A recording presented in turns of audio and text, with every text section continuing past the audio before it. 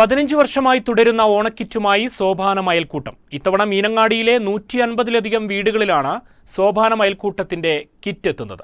കൂലിവേല ചെയ്ത് കുടുംബം പുലർത്തുന്ന പല കുടുംബങ്ങളിലും തുടർച്ചയായി പെയ്യുന്ന മഴ ഉണ്ടാക്കുന്ന പ്രതിസന്ധി ചെറുതല്ല. ഈ പ്രതിസന്ധിക്കിടെയാണ് ആശ്വാസമായി 150 കുടുംബങ്ങളിൽ സോപാനം അയൽക്കൂട്ടം പ്രവർത്തകരുടെ ഓണക്കിറ്റ് എത്തുന്നത്.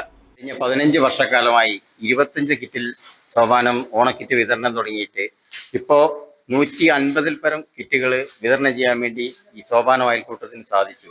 സംഘത്തിന്റെ ലാഭവിഹിതം കിട്ടുന്ന മുഴുവൻ പണവും ഞങ്ങൾ ഇതുപോലുള്ള ജീവകാരുണ്യ പ്രവർത്തനത്തിന് വേണ്ടിയിട്ടാണ് മാറ്റിവെക്കുന്നത്.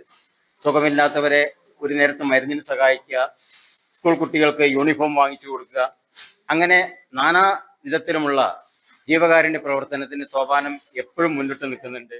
പ്രസിഡന്റ് ഗംഗയുടെ നേതൃത്വത്തിലുള്ള 13-അംഗ കമ്മിറ്റിയുടെ മാതൃകാപരമായ പ്രവർത്തനങ്ങളും സുമനസ്സുകളുടെ സഹായങ്ങളുമാണ് കഴിഞ്ഞ 15 വർഷവും ഓണക്കിറ്റ് ഒരുക്കാൻ സോപാനം അയൽക്കൂട്ടത്തിന് കരുത്താകുന്നത്. അയൽക്കൂട്ടത്തിന് കീഴിൽ പ്രവർത്തിക്കുന്ന ഷീഹാൻ കാറ്ററിംഗ് ടീമും ഷീഹാൻ ക്ലീനിംഗ് യൂണിറ്റിന്റെ പ്രവർത്തനവും ഇതിനോടകം ജനശ്രദ്ധ പിടിച്ചുപറ്റിയിരുന്നു. കിറ്റുകളുടെ വിതരണോദ്ഘാടനം മീനങ്ങാടി ഗ്രാമപഞ്ചായത്ത് പ്രസിഡന്റ് കെ ഇ വിനയൻ നിർവഹിച്ചു. ഷെരീഫ്, വയനാട് വിഷൻ, മീനങ്ങാടി.